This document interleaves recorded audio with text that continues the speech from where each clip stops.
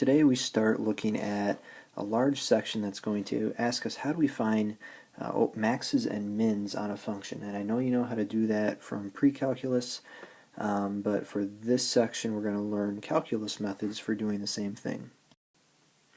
So first of all, we're going to just kind of note that extrema is kind of a key word. That's what the textbook often uses for maxes or mins. And then we're going to try and define what an absolute extreme is or a relative extreme. So we'll start with absolute. Absolute basically means you are looking at the entire function over whatever large interval that you're worried about. But you're looking at the entire thing, and the highest of the high is the absolute max or the absolute extreme. I should say absolute max, and then the lowest of the lows is the absolute min.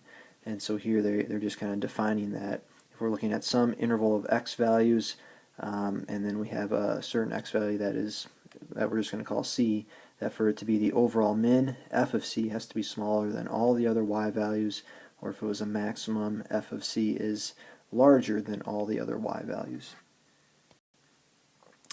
And from that we have something called the extreme value theorem. This is actually one of the more important theorems that we study.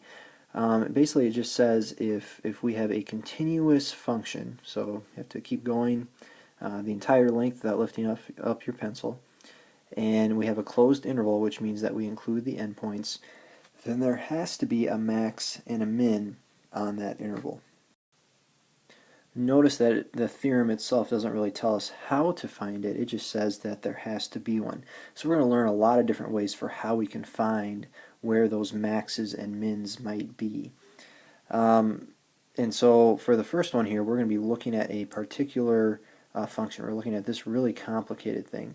And let's just say that we weren't quite sure what it looked like, so we're just going to maybe use our calculator for this. We end up getting this thing, so it kind of looks like half of a circle.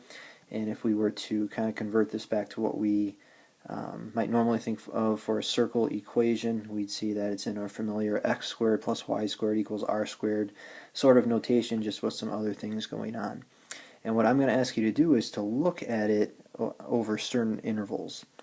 And as we go through this, we're going to say, yes, it does meet what we need to do for this extreme value theorem, or no, it doesn't. And based on that, if we say yes, then what are the absolute mins and maxes from this? So first of all, from -4 to 0, that's this entire picture that we're going to look at. It does meet the requirements because we have a nice continuous function. The endpoints are included, and so just by looking at the picture we can say that the absolute max, the highest of the high, is a value of 2. It occurs at x equals -2, and the minimum would be at 0. It actually occurs twice at 0. Part B, we're looking at it from -2 to 0, and so we'd be looking at just this chunk. But the important thing to note is that the x value of 0, it has the parenthesis there, so it's not included. And so because of that, we could still say there's an absolute max, but there's not going to be an absolute min, because I can keep getting just a little bit and a little bit closer to this open circle, never really knowing where my minimum is going to be. And so because of that, it does not have both a max and a min. It does not meet the extreme value theorem. We can still say one of the two, but can't say that there's going to be both. Part C is kind of the same thing. If we're looking from -4 to -2, so kind of this part here. It's continuous, but the notation here says that we do not have a closed interval, so overall for this one there is neither an absolute max nor an absolute min. And for part D, from 1 to 2, actually is not going to work because we don't have anything in the picture there from 1 to 2, so it's not in the domain of this particular function.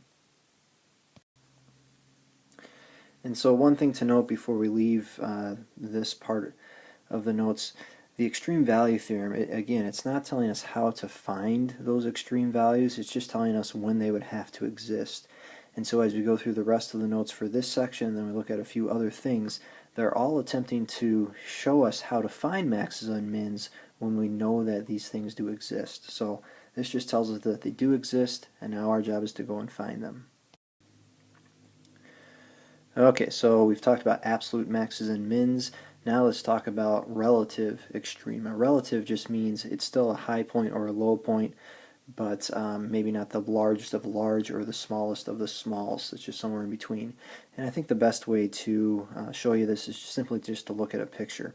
If I am going to just think about this picture right through here, it's a nice continuous function, and as I go through here, let's say that the endpoints are included, right here this is the lowest of the low, so that's my absolute min. I get to right about here, and that's a high point, but this is a little bit higher right there, and so this right here, it's a max. We call it a relative max, just to show that there is something special going on there. Here's a relative min. Okay, right here is the highest of the high, so that uses the special term absolute. And then here at the end point we have another relative min. And so the question here at the end of this slide is kind of the big one. When we have a graph, pretty easy to show where the maxes and mins are, but how do we do this without a graph? Well, what I want you to look at here is what's going on besides the endpoints. What's going on at these three things? And we've been looking a lot at derivatives, so I want you to think about the derivatives there. And the derivatives for here and here would equal 0, and the derivative up there is undefined. And so we test the endpoints, but we also look at where the derivative is going to tell us specific types of things. And so that's really what the last slide here is going to talk about, except at the endpoints f prime had to equal 0 or it was undefined. And we call those things critical points. So if at a certain x value, if the derivative equals 0, it's undefined, we define that as a critical point, and then we should note that extrema, these maxes and mins, can only occur at critical points. Now it says that if there's a max or a min, then there's a critical point, but just because there's a critical point doesn't necessarily mean there's a max or a min. There are cases where that derivative might be undefined or equal 0, but you don't have a max or a min there. And a good one to look at would be either x cubed or the cube root of x at 0.